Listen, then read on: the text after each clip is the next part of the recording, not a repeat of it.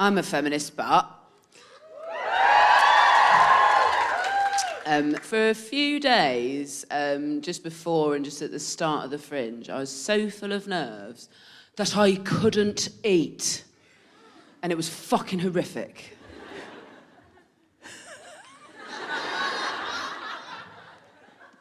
How does that make you less feminist? I think all feminists know that you should eating eat. Eating is a feminist act. Yeah, eating is a feminist act. Is a feminist act. Riots, not diets. Is a T-shirt that I recently saw, not my joke, but very much my lifestyle. I'm a feminist, but as I was rushing here because I was running late, I ran past a flyerer who was flyering me with a seriously earnest feminist show. And I put my hand up as I jogged on and said, I'm late for my own feminist show. And then stepped out onto the street without looking and was nearly killed by a white van man, which I believe is the way a feminist is killed if she has just rejected another feminist. I think it's possible that the universe is sending me that white man van to say, be careful, look out. I'd be so sad if I died at the Fringe as well, because the Fringe always makes me cry. And I'd feel like I was having the last laugh. Silver lining, though, you can't keep crying once you're dead. True. Yeah. Could you please have, if I do die at the Fringe, could you please have some kind of memorial charity concert in my honour called Deborah Frances-White Gets the Last Laugh? Or just the last laugh is probably enough. Don't put my name in it. I don't want to censor myself. Perfect. At my own memorial. I'm a feminist, but for my poster for the Fringe this year, like every good feminist, I'm naked weightlifting. But I did let the photographer Photoshop the shit out of my guts. It's a very hot picture. Because the guts have been photoshopped to shit. It is. There's an amazing photographer called Sukh Ojla, and it's the white, sort of like that white powder that bodybuilders use. It's called chalk. Chalk. I'm not much one for bodybuilding. I don't know what the mysterious arts are, but she's covered in chalk naked, and it's very atmospheric. I'm a feminist, but recently I was asked to go to one of those big summer outdoor music festivals to do an event with a sort of noble nature.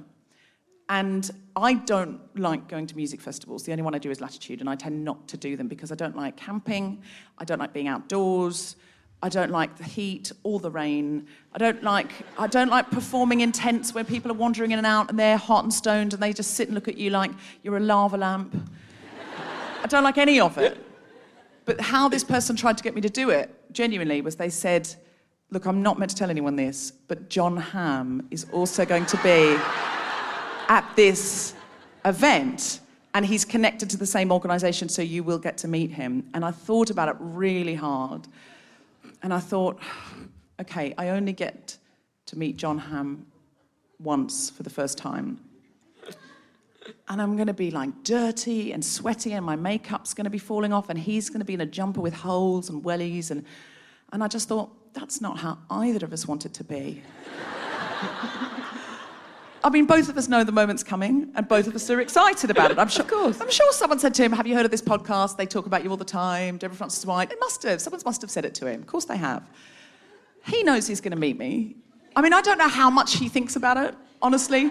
How many episodes he's listened to over and over again, listening for his own name, thinking, oh, I wasn't mentioned this week. I don't know. But I do know that he doesn't want to meet me like that.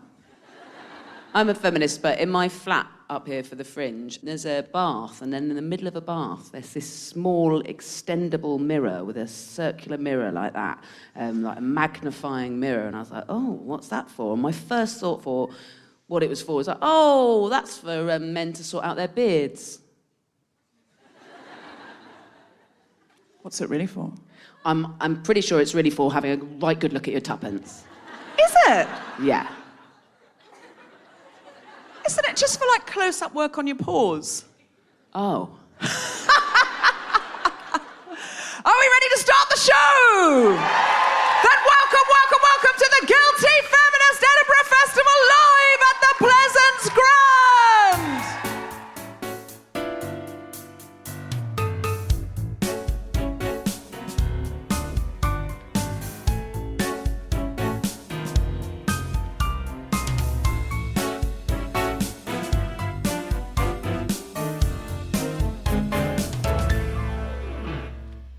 Hello, this is Deborah. When we first put this episode out, it included an I'm a feminist butt joke from me about using disabled lavatories. Almost immediately, many listeners pointed out to me that this really isn't okay. When disabled people have to wait for able-bodied people who are using their facilities, it can cost them dearly. I did know better than this, and I really apologise for a very bad example set and the hurt caused. We've now removed the joke from the podcast episode, and I won't be making jokes like that again. I take full responsibility for this mistake, and I thank everyone who took the time to write in and point it out. If you're able-bodied, please don't use disabled loos, even if you perceive it to be an emergency. Thank you. Massive apologies. And now, on with the podcast. Hello. Have you seen anything good at the Edinburgh Festival? Have you seen anything good and feminist? Give us a cheer. Anyone want to shout out anything they've seen that's good and feminist? Jessica Fostekew. Oh, hold on. A man was first. Come on now. He's an ally. He's an ally. He's here. He's paid for a ticket. Have you paid for a ticket? Good. That was hesitation, wasn't it? I don't know why he would be given. Well, it might have been bought for him by a woman who's... Oh, was it bought for... Yeah. It was bought for you by a woman? And you're Yeah, the that's first good. audience member to speak. Okay, I'm interested. What's your name, sir? Clive. Of course it is. No. Come on, come on. Sorry. Men are welcome in feminism. Thank you, Clive. What is your recommendation? Ivory wings. It sounds lovely. And it also sounds practical for one of the 4 weeks of the month. Is that the way in which it was a feminist show? I thought that too, but I thought I won't say that because it could be a very... sharing the panel tonight with Scum, and she already will do it for you. No! I just thought, I don't know how quite to communicate that, but you did it very beautifully and articulately. Ivory wings, what's it about? It's about a woman who is remembering her youth as flying planes during the Second World War. Clive, do you do voiceovers? Sadly, she now has Alzheimer's. Oh, I'm sorry, I've ruined that. Oh, well, now you feel bad for mocking it, Jess, I guess. No, I wasn't mocking it. I was complimenting Clive on his sonorous tones. If Clive was doing a radio advert for Todd's Doors, I'd go out and buy Todd's Doors. That's a radio advert I've actually done, Debs. Is it? Is it? Yeah. Have you Todd's Doors. Buy more doors. Great doors. Really solid doors from Todd's Doors. You're missing your vacation, Clive. You know what? Very well paid. Very easy work. I'm going to send an edit of this to Todd's Doors and say, this is coming out unless you pay us. Yes, please. Sponsored Some by royalties. Todd's Doors. This episode is sponsored by Todd's. Does anyone need doors? Out of Who interest? doesn't need doors? Who needs doors? Just out of interest. Could you just say yes, because I want Todd's Doors to think, oh, this is worth paying for? That's too many. It's implausible. I mean, one or two posh people to say, oh, we need doors for the summer house, Larry. Something like that. We need doors for the regatta gala. Ah, that's a lovely Friends reference. Yes. Does anyone else know that? Rach, you're going to the regatta gala. Yeah. Very good. I appreciated it. Other people are too young. So today, I should do this. Oh, read that out. Yeah. This is The Guilty Feminist, the podcast in which we explore our noble goals as 21st century feminists and the hypocrisies and insecurities which undermine them. I'm Deborah Frances-White, and with me is Jessica Fostekew, and we're talking about friendship! I think sometimes that friendship is the basis of feminism. It's sort of, feminism is really just friendship on speed. It's friendship hyped up. Sisterhood is a kind of friendship, sure. It is sort of what it is, isn't it? It's like if we all stand together in a tribe and we look out for each other, even when we annoy each other, then things will change. Yeah, it's another way of looking at it. Yep. Do you know 29th of July, the other day, that's International Friendship Day? Oh. I only knew that because a man who I don't really know very well and have met once, sent me a message saying, Happy International Friendship Day and thanks for your great friendship. And I thought, fuck me, he's got a low bar. But it was lovely of him. I'm not his friend, but I've met him once. Then you're not his friend. You can't be No, someone's friend. okay, That's I'm not an his friend. acquaintance. That's an acquaintance. I mean, if anything, but not even, yeah. Have you ever had a situation with someone that you don't know very well and then they ask you to be their bridesmaid and you go, oh, are we good friends?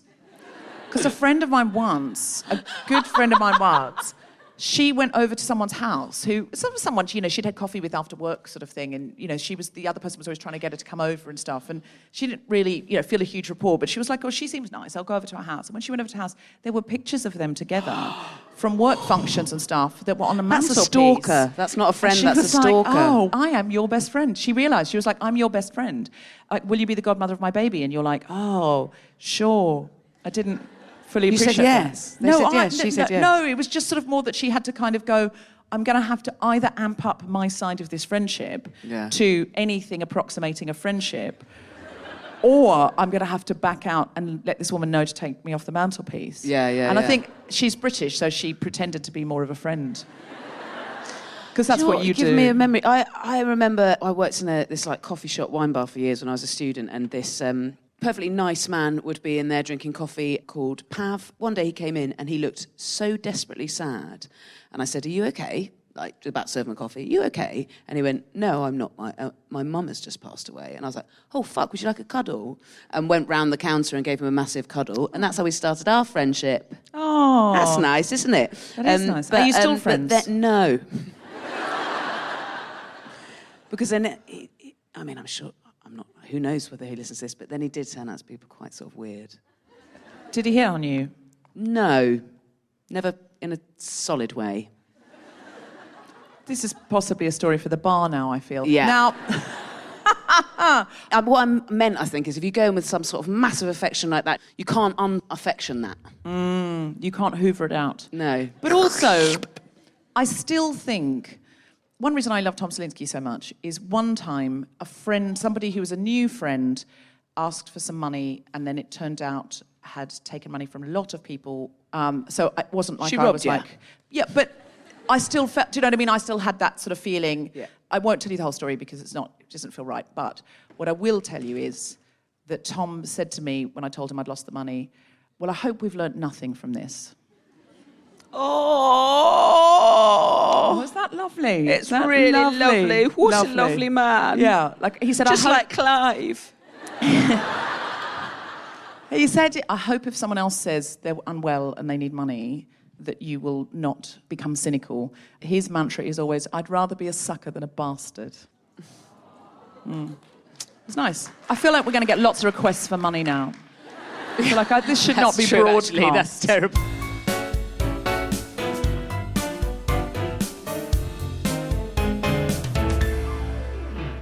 Please welcome to the microphone the one, the only, legendary Jessica Fostekew!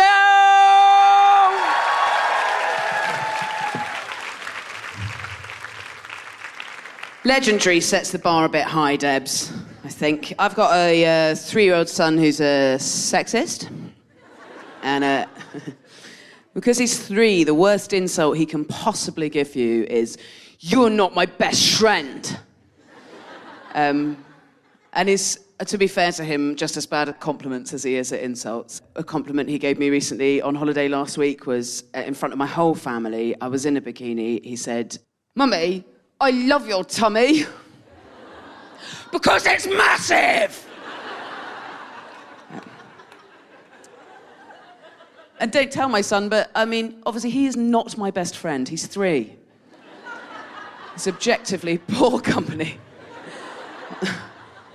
But to flip it round a bit, my best friend probably is my mum. Some people believe me, some people went, yeah, fucking right. It is my mum. And that doesn't mean that it's an easy relationship, but we are really, really close friends. So I'm going to tell you a story because very recently, I'm 36 years old and I'm recently out of a very long relationship, and I knew, because my mum is such a close friend with me, that I knew I needed to come out to her. I was 36 years old, and the longer it went on, the longer the weeks went on, of me just knowing this about myself, that I wasn't telling my mum, it felt duplicitous not telling her. So I thought, I'll wait for an apt opportunity. And then my mum came up to London where I live to visit, and we went out for lunch, and she, unfortunately, immediately gave me a great opportunity and said, oh, so in the last few years, you know, while you've been in that dead relationship, have you ever sort of met anyone and thought, oh, well, if I was single, maybe I'd get with them? And I thought, oh, God, I'm going to have to do it now. And I went, yeah, I have. But We need to have a conversation because probably that next person, and in the last few years, has always been, in my head at least, not going to be a man probably this time. Might be, but probably not going to be. And do you know what? She was so cool about it, but it was still funny. Because it's very unlike my mum. We were having lunch and she just started eating really fast, like that. Just smashing her lunch in like that. Then she just started listing every single gay female couple she's ever known. Going, yep. And then there was obviously Sally, and when she came out of a long marriage, and then she decided she was gay. And then there was obviously I work with Jeanette, and she's very happy, isn't she, with her partner? And they're all so happy, aren't they? Thank God I've got Rudy, my grandson. Anyway, they're all so happy, aren't they? And they're all so fine, but their lives are so complicated. But I'm absolutely fine with it. I'm absolutely very chilled out about it. And you'll find I'm very chilled out about it. I'm totally chilled about it. I don't even know why we're talking about it, because I'm just so chilled about it. I'm just totally chilled about it, and everything's absolutely fine, actually. So I don't even know why you bother telling me about it. It's no biggie, is it? It's no big thing. It's no biggie. It's no big deal. It's absolutely no biggie. It's no big deal at all. And then I was like, okay, great, yeah, sure. Steered the conversation elsewhere. And then we left the place we were having lunch in, went across the road, and my mum turned to me deadly seriously and went, I've never found a woman attractive in my life. One, don't worry, Mum, I wasn't going to try and get off with you. Two, chill out, I didn't catch it off you. Three, sorry, but you drink a lot and you spent your whole life as a nurse. Bullshit. So I think what's been funnier is that my mum has been absolutely fine with me coming out, but absolutely hates the fact that I am into weightlifting. My mum is a very graceful, composed, floaty woman who, when I was at school, my friends called Galadriel because she seemed to glide more than walk. And when she grew up, she always did ballet and cello, and she did those things into her 20s. She was very desperate for me to also be into those kind of things. And when I was 3 years old, she enrolled me in the local ballet school. And it took me 2 years to get my grade 1, which, if I recall right, involves mainly sitting cross-legged and going, I am a swan. Once I scraped through my grade 1, the ballet teacher took my mum aside and said, for Jess, have you thought about rugby? And I was away with my mum recently, and we were watching TV, and there was an advert on telly for Simply Be, a body-positive clothes company. And in the advert on telly, there's a woman deadlifting. And my mum's friend and I went, oh, cool, that is cool. And my mum went, oh, you're not one of those women who lifts weights, are you? And I went, yeah. And she went, oh, you're not going to those horrible big biceps, are you? And I went, yeah, probably, yeah. And she went, oh, yuck. To be fair to my mum, she does exercise, but she only does very feminine exercise. So she does very, very, very slow swimming. And recently, I'll leave you with this, recently, of course she has, she's taken up Nordic walking. If you don't know what Nordic walking is, it's for women of a certain age who are ex-PTA with an empty nest and cash to burn. Cash to burn on special poles. Special poles have got a little sort of padded half glove on them. I don't know if you know these ladies, but when they're walking together, they need a little padded glove at the top of their special stick, because these ladies, grip-wise, if they feel like it, might just let go. And they walk together over gentle hillocks and bumps and grasslands, you know, feminine hills. And they march in unison as one, not against climate change, not for the plight of the Rohingya Muslims, instead to be the one who that week gets the most praise from Christine, the instructor. Christine, who's very tall and very thin and very graceful and very composed, and who you used to work with, Mum, and now she's her friend. My mum is my best friend.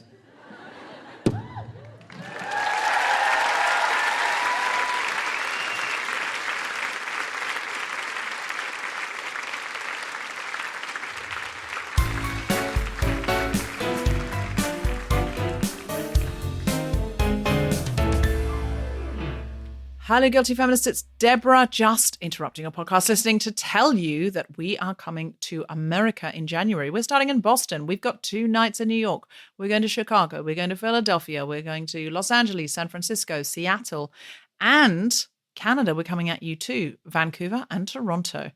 Please get tickets now. It's going to be absolutely incredible. We've got some incredible guests lining up. We've got some incredible guests lined up. I'm not allowed to announce the names yet, but they're going to be truly amazing. And it's going to be frantic scenes all over the United States of America and 2 venues in Canada. So join us when we're on tour in January. All the dates are at guiltyfeminist.com. Also, in February, we are coming to Australia. We are coming to New Zealand. We're going to the Enmore Theatre in Sydney. Huge. We're going to do 3 nights in Melbourne. We are going to Brisbane. We're going to the Gold Coast for the first time, where I was raised. Amazing. And then in New Zealand, we are going to be in Auckland, Wellington, and Christchurch. Get tickets now. Go to guiltyfeminist.com. On the 26th of November in London, I'm hosting an evening with Emma Thompson, Greg Wise, and guests. And those guests include Catelyn Moran, Bill Bailey, Amelia Clark from Game of Thrones, and Steve Alley. This is all in celebration of the book Last Christmas, which is a collection of essays from people as famous as Meryl Streep and Stephen Fry, but also there are incredible ones from people that you may never have heard of, but have had incredible Christmas experiences. It's a beautiful stocking filler or even a main present. And in addition to it being a beautiful stocking filler, all the proceeds from the book go to the Refugee Council and Crisis. So get tickets for that show at Guardian Live, 26th of November, 8:30 p.m, an evening with Emma Thompson, Greg Wise, and guests.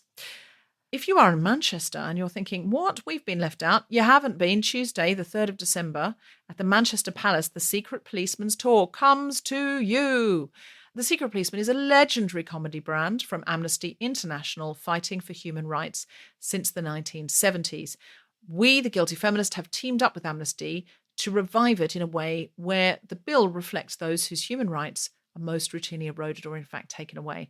On this particular show, and we've had some genuine classics, we have Nish Kumar, we have Bridget Christie, Shappi Kosandi, some absolutely extraordinary names. If you go to guiltyfeminist.com, you will be able to see the whole bill, but you won't want to miss it. All of the proceeds go to Amnesty International. You will be doing something wonderful for human rights, and it's a real brilliant end-of-year celebration as well. 3rd of December, 7:30 p.m, Manchester Palace. Do not miss it. I'm hosting it. Please come.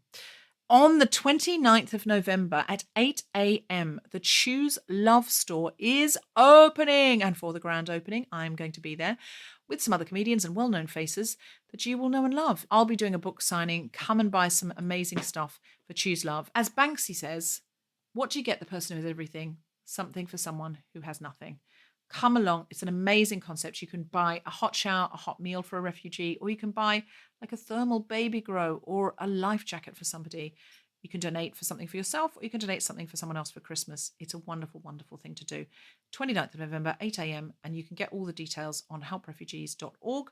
On the 7th of December in London, there is Global Pillage, 4 p.m. at King's Place. It makes a lovely afternoon tea time show. 2 teams of comedians versus the hive mind of the audience, diversity-based cultural questions. And on the bill, we have, as always, me, Ned Sedgwick, Sarah Keyworth, Catherine Bohart, Johnny Cochran, Alice Fraser, who you will have heard in the Crossover Bugle episode, Athena Koblenyu, and Sukh Ojla from the show today, with music from Kirsty Newton.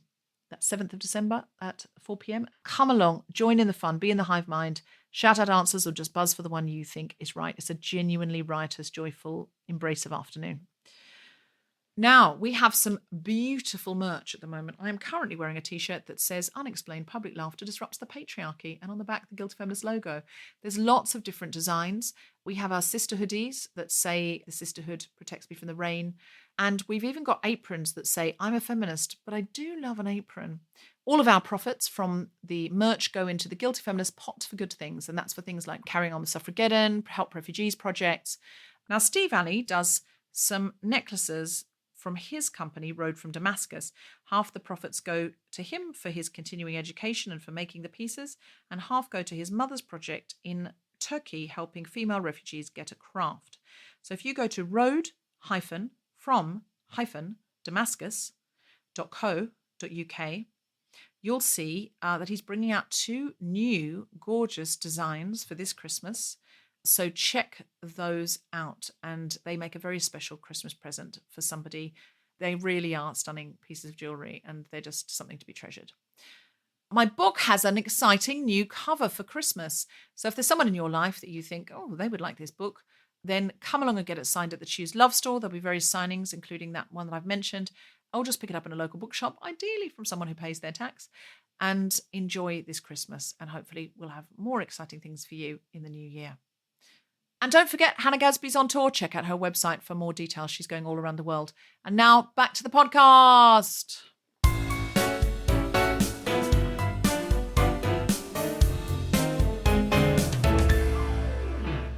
Please, welcome to the stage, Deborah Frances-White.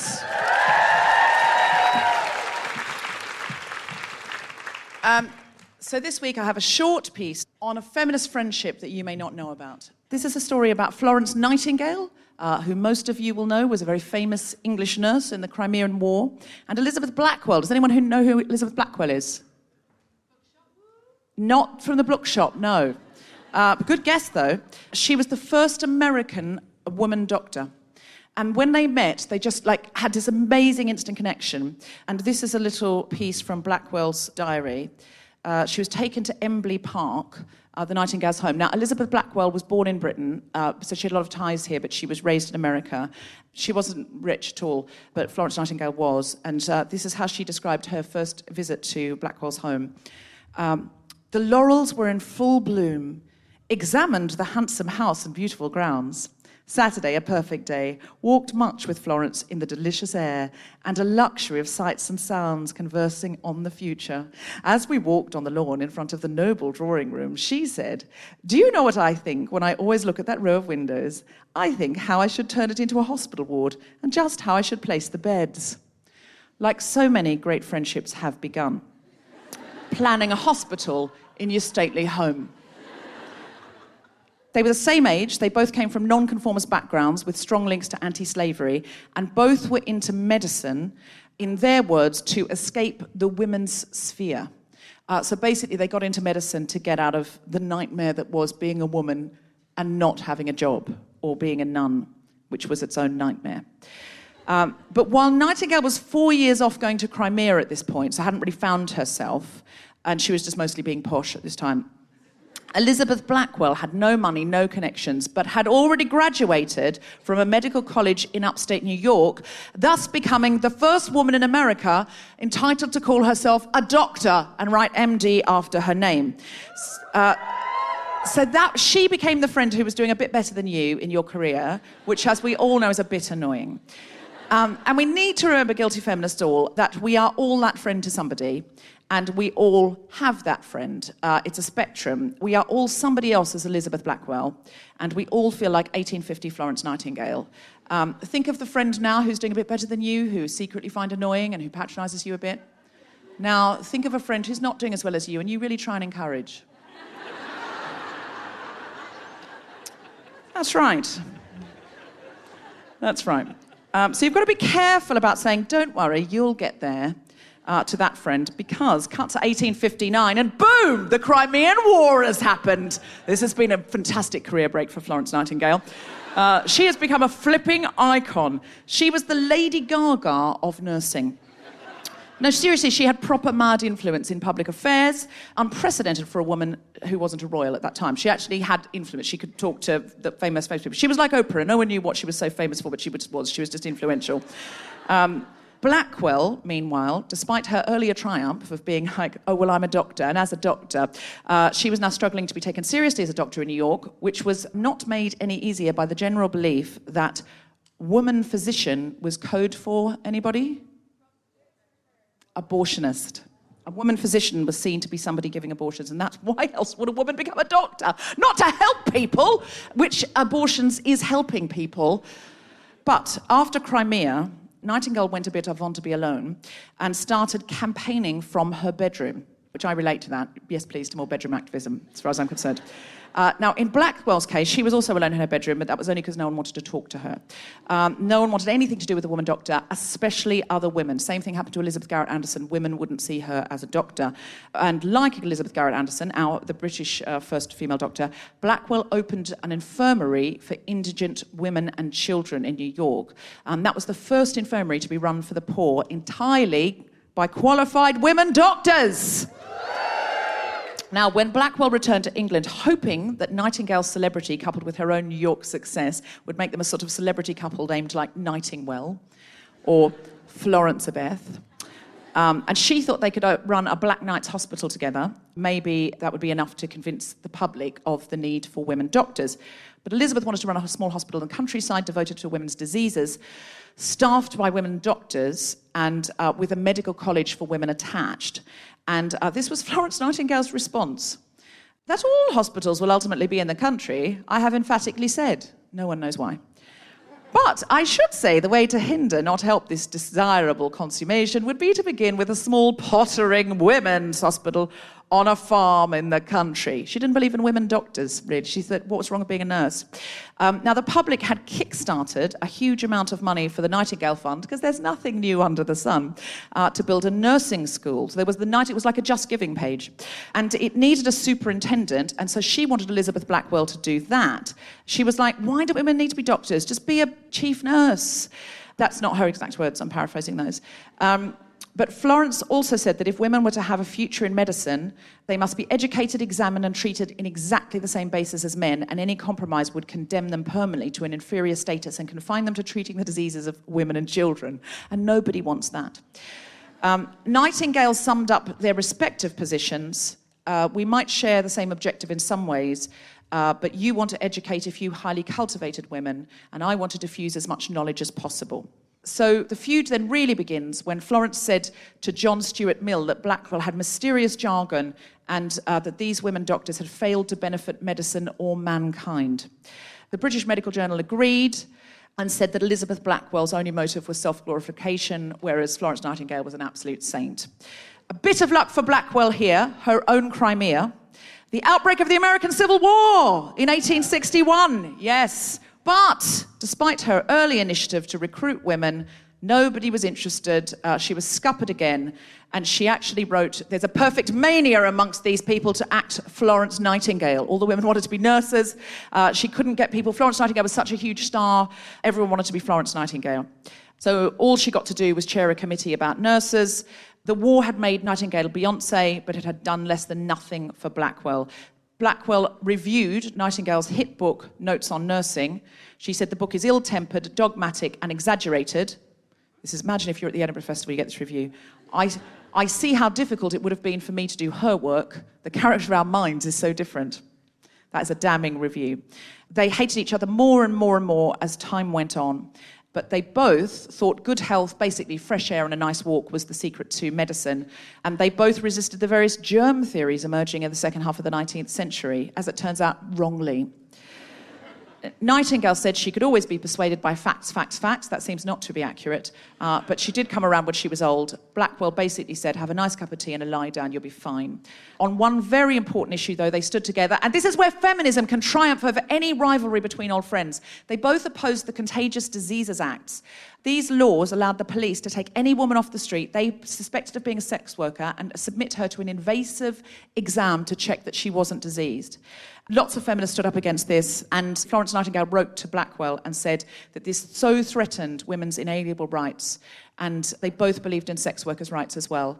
And she said it was the most dreadful crisis ever known in the history of mankind. So they came together in the end over feminism.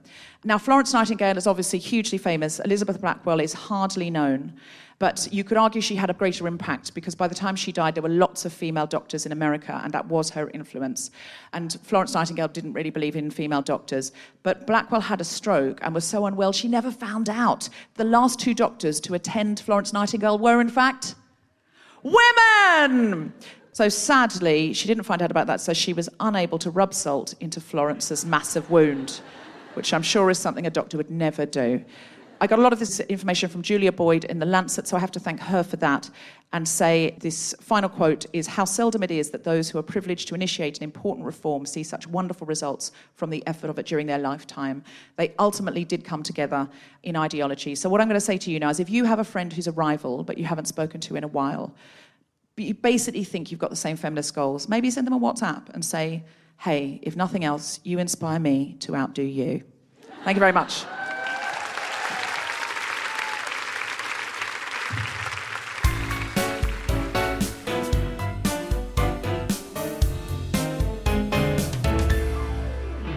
Our guests today are two of the most exciting voices on this year's Fringe, Sukh Ojla is one of the big stars of the Big Asian Stand-Up on BBC Two, and she's presenting her first solo show this year. Stef Smith is a playwright who won an Olivier Award when she was a new graduate. Please welcome to the stage, Sukh and Stef.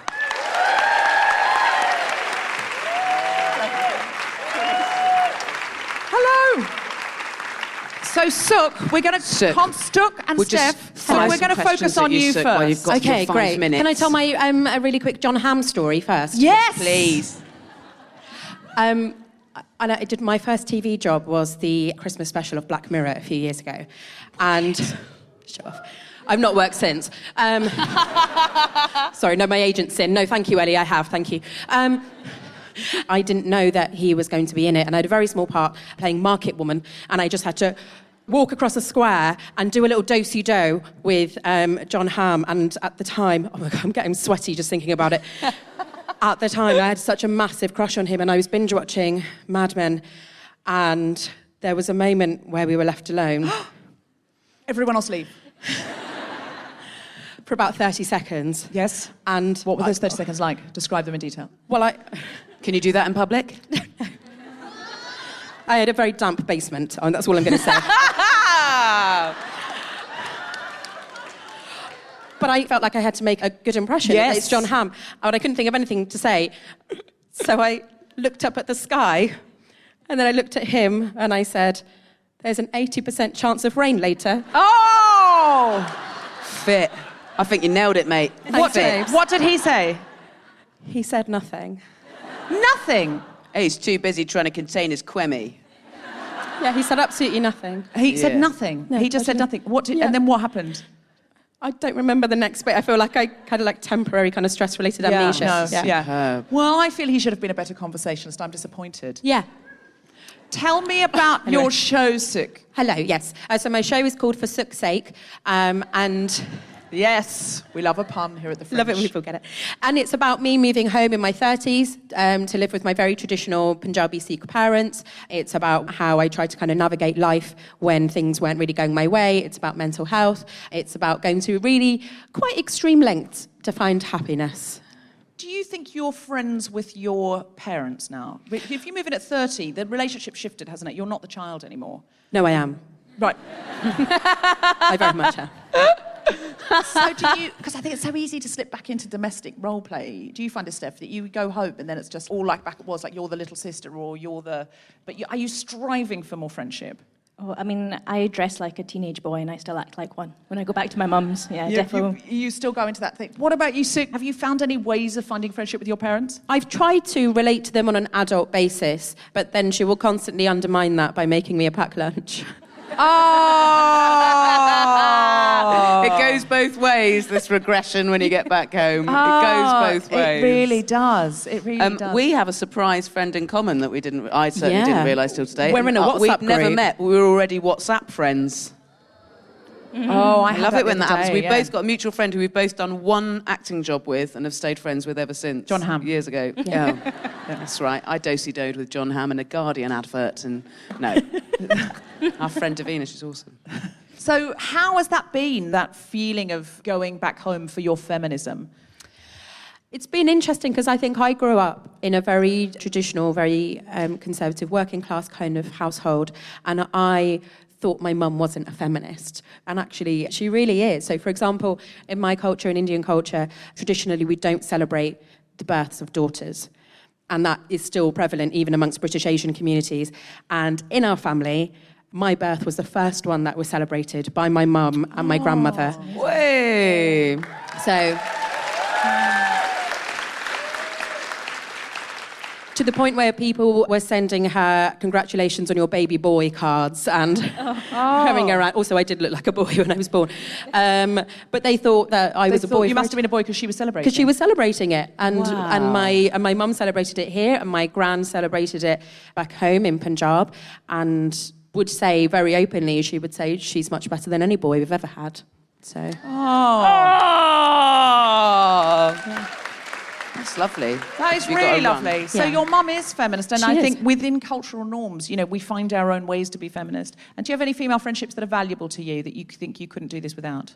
Yes, absolutely. So in my show, I talk a lot about mental health, and there's one friend who I will openly say saved my life because I was able to talk to her about my mental health issues, and she helped me with that. My friend Emma, who's the only Cockney I know who's lived in Sheffield for 15 years, but still sounds like that. I mean, I have the same kind of frenemies, the friends who are doing slightly better You than did that you. like that, like Deborah and I were frenemies. Yeah, I do, sorry. Yeah. Everyone's got an Elizabeth Blackwell, and Blackwell, everyone's got yeah. a pre-Crimea Florence Nightingale in their life, and you've just got to be aware that they might have a Crimean War, so be nice to them. Yeah. You just never know when their Crimean War might come their way. And is your show on in a minute? Yes, it's on at 5:15. In that case, Sukh, I would very much like to be your friend. Yes, please do. So this is a friendship being made live on stage. I don't know Sukh, but now I do. Can I have a hug? Yeah. Oh God, this is going to Are we make doing this it right go now? wrong. Okay, hold on. It's going to make it go wrong. I know. This is how Jessica Fostekew ruins friendships. Oh, she's going to hug Jess now. Oh. Big round of applause for Sukh. Thank you so much. Thank you. Hello. Hello. Steph, you've got a play on at the Traverse called Enough That's true. that is about a female friendship, amongst other things. Indeed it is, yes. Tell us about that. Well, I was inspired to write it because, particularly in theatre, but I think across lots of different art forms, female friendship is quite a neglected topic. You get lots about romance, loads about families, and certainly when I was little, the things that inspired me were things like Thelma and Louise, but spoiler, they die in the end. So I wanted to address a more positive narrative of what it means to be modern women, and the complexities That of you that can as well. have a friend without dying together. Yeah. Well, I don't want to give away the end of my play, but... Yeah. Have you got any friends that you... Because I sometimes think, when I'm older, that I would like to live in a commune with women. Do you know what I mean? Like, I don't want to go... I don't have any... I think there's some who'll be willing. Yeah. I don't want to live... I mean, not a cult, that's to be clear. But you should live in Hebden Bridge. Yeah, I don't... What's Hebden Bridge? Hebden Bridge is the biggest concentration of lesbians in the UK. Oh. There's a canal. There's a canal. Metaphor. It's where Jeremy Corbyn had his big rally where they first started the... Oh, okay. I mean, my commune can be a lesbian commune. That wasn't my first thought. It was more like a mixed sexual orientation commune. Yeah. But where everybody's really great friends. Good friends commune. Because I read about these Chinese women that had all saved up. No. That had all You tell saved us- up for a house. Oh, God. And they were then all going to lived live in it together when they were Oh, old. this is the bit where I'm going to have to say it sounds like my idea of fucking hell. Does it? Yeah. Does it? A commune? Where'd you go for a poo? I have an ensuite. I mean, You'd have an ensuite. I think they're... Who wants an ensuite so that whoever you're sharing your room with is going to hear all that? I'm not sharing a room. Oh. No. In this scenario... Your commune, I is it based in a very sort of beautiful spa hotel, Debs? Yes. Everybody gets their own room. It's got Yeah. at least 2-3 beds in it, just for you. I just think... I haven't had any kids, and women live longer than men. So, Tom's probably, I don't mean to... he might die before me. And so what I'm saying is, Jessica has just ruled herself out of living in my commune because she can think of nothing worse. I'll pop in for visits, unless it's a closed commune. Steph, it's not a close... Steph, would you come and live in my lady commune? Fucking hell! Jesus Christ. This I better thought end you'd in a never cuddle ask. as well. Steph thought I'd never ask. Who else is in for living in the lady commune when we're really old? Loads I of think us. there's something really interesting in when you meet a friend and you make a friend, and this has happened to Steph recently with your director of your play, who you don't know very well, and then sometimes you make friendships, and it doesn't happen that often, and then you make a friendship and you're like, oh, I think we're going to be friends when we're old. Yes. That's magic, isn't it? And that's what happened with you guys. Yeah, so Bryony, who directed Enough, we didn't know each other before we worked on this project. And it was like week 2, and we'd gone to do like notes in a bar, and I'd had a glass of wine, or 6. And we'd had like just this glorious time actually talking about internalized homophobia, to be honest. Lols. And I live in Glasgow, so I got the train home. And when I got home, I got this WhatsApp from her. And bear in mind, we're both women in our 30s, very, secure, confident, have the same haircut. And I don't know why that was important. It's a good sign, though, isn't it? That Exactly, you're going to be friends. yeah. It's like, If you're a similar haircut, it says... Totally, you're- we see eye to eye. exactly, On something. yeah, totally. Or And we can something. share hair gel. I mean, if that's not feminism, a lot of other things are. But I got home and she's going to kill me for telling the story, but I got home and there was a WhatsApp and she said, Steph. And I said, yes. And I was a bit drunk, so I sent like a winky face emoji. Don't know why. And she said, do you think we can be friends now? Oh. Yeah. And I went, yes, mate. I was going to ask you the same question. Because you never usually ask that, do you? You No. never normally No. pop the question like you do with something romantic. No. And You that's don't- where you get those awkward moments where someone's like, will you be My bridesmaid? Yeah, my bridesmaid. You're like, I haven't... should have early doors gonna sit down and go, are Don't- you prepared to be my friend or not? I mean, And you have to go, well, what's that going to entail? I think... Yeah, if you Really? it's Fucking because it's lay your true. cards out. With our friendships sometimes are more important than our romantic relationships. They last longer.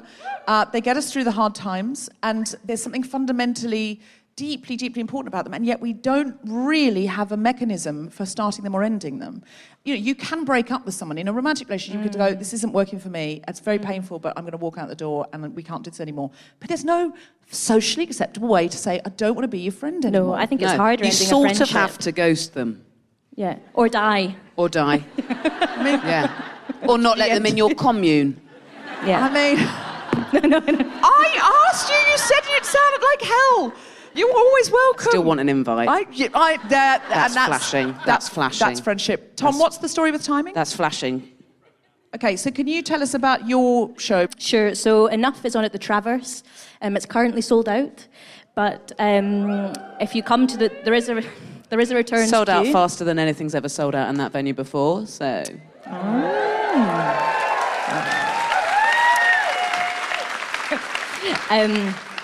That's just a rumour. That's just a rumour. But is it touring? Don't know. Well, it Fingers should be crossed. if it's sold out so quickly. Yeah. If it's sold out at the beginning of the Fringe, surely it will tour or play the Traverse after the I Fringe. don't know. I'm just the playwright. Ask the producer. But we must look out for you as a playwright. Sure. I've got another show at the Young Vic in February. It's a remounting of Ibsen's A Doll's House called Nora. So that opens up next year at the Young Vic. At the Young Vic in London? Yes. Okay, well, we will definitely look out for that and let us know, and we'll let the Guilty Feminist audience know when that's on. Will do. That's very, very exciting. And also, Enough is a Travers production as well. Enough is a Travers production. to see Okay, that. great. Check out Stef Smith's work, and if you can go along and get a return for that, it sounds like it'd really be worth fighting somebody for one.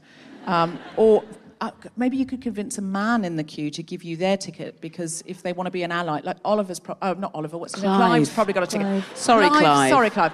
Clive's probably got a ticket, and he might give it to you out of allyship. Clive, He won't have already got a ticket, but a woman would have bought him one. I love you, Clive. I love you. I'm going to wait and see how it goes.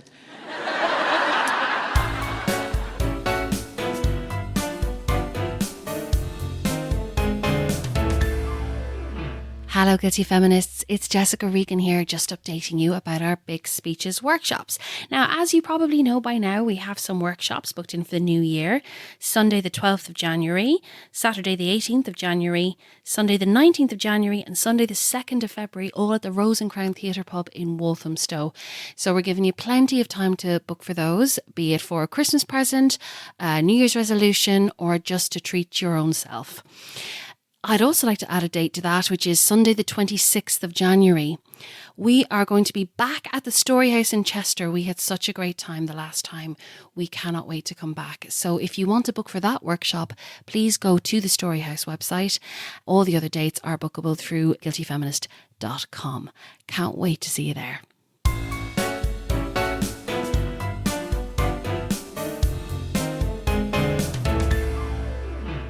Jessica Fostekew, where can we see you? I'm doing a show at the Fringe, a stand-up show called Hench. I will be touring it in the new year. Also have a podcast called Hoovering that's all about eating. Listen to that. There's 2 live shows at the Fringe on the 13th and 14th. My guests are badass. It's at 3 o'clock again, only a £5. Come. Bring some snacks because you'll be jealous of what we're eating all up.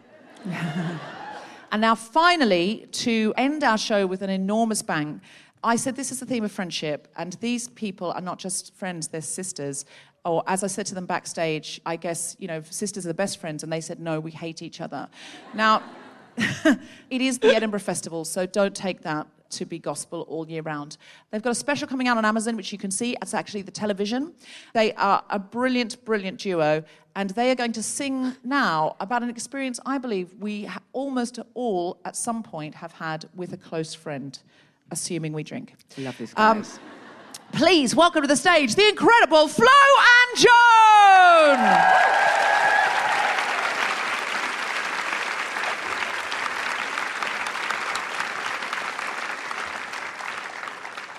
Thank you so much for having us. We are Flo and Joan. We are sisters, and we don't mind each other. We're like, we watched the Bros documentary and got scared this year because we're kind of heading the same way. But right now we're okay. It's gonna be okay. No. Yeah, this is a song. Who's having a drink? This is a song for you. Smashed it. I went out last night and I ordered a glass of vino. And I was like, well done, mature woman. You ordered a glass of vino. I was with my very good friend Dino. Dino is the only name that rhymes with vino. We had a drink, then we had another drink, and then we had a break before we had another. Lots of drinks, we thought we'd change it up and do some karaoke singing. But when I stood up from my chair, I knew I was absolutely smashed. I drank too much, then I fell down the stairs, and I broke both my shoes. Then I pulled the handrail off the wall. Then the bouncer came to me, and he said, you have to leave. And I was like, I'm fine, but thanks for your concern. So I went back up the stairs. Well, I fell back up the stairs. And then guess what? I fell back down the stairs.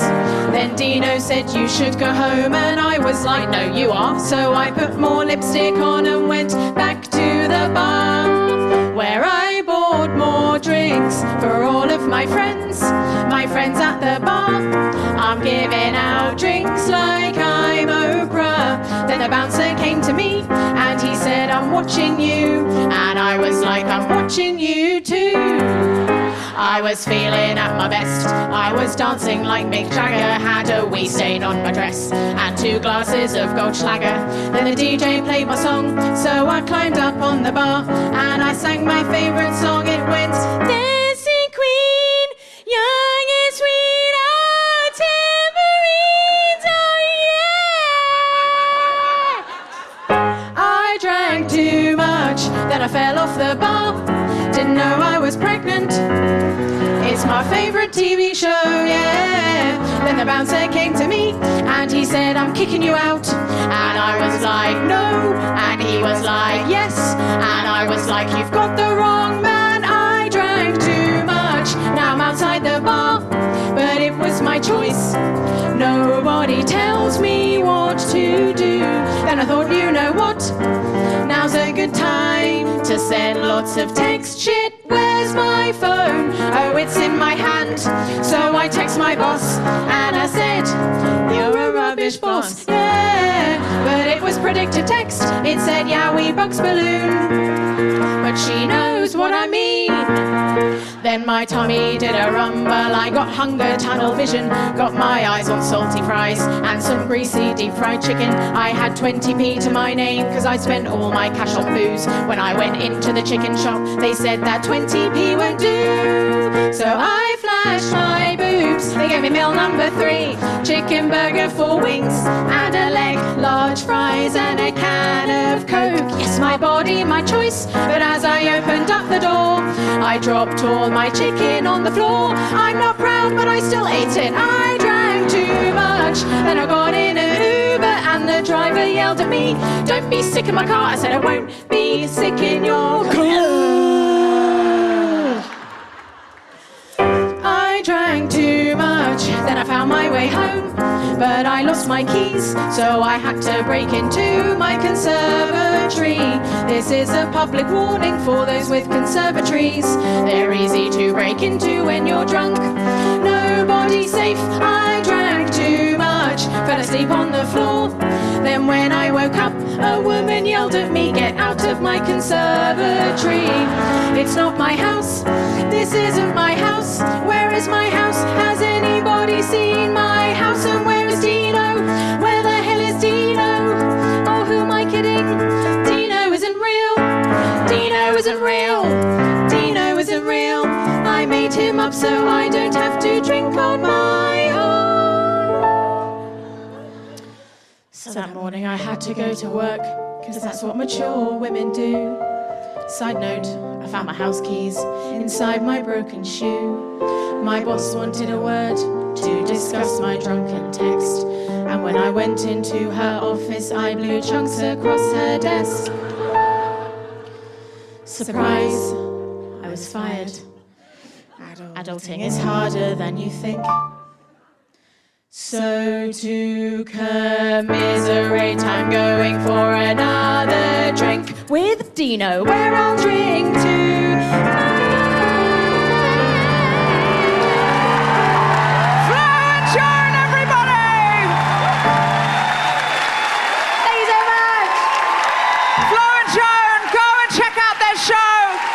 Thank you so much to Stef Smith, to Sukh Ojla, my co-pilot Jessica Fostekew. I've been Deborah Frances-White. We've been the Guilty Feminists. Thanks to everyone at the Pleasance Grand. Have a great evening. Support the Fringe. Thank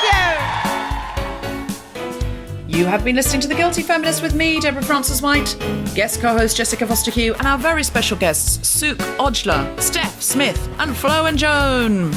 The recording engineer was Graham Steele. Music was by Mark Hodge. The producer was Tom Selinsky for The Spontaneity Shop. Thanks to Luke and Amy at Phil McIntyre and everyone at The Pleasance, as well as all of you for listening. For more information about this and other episodes, visit guiltyfeminist.com. To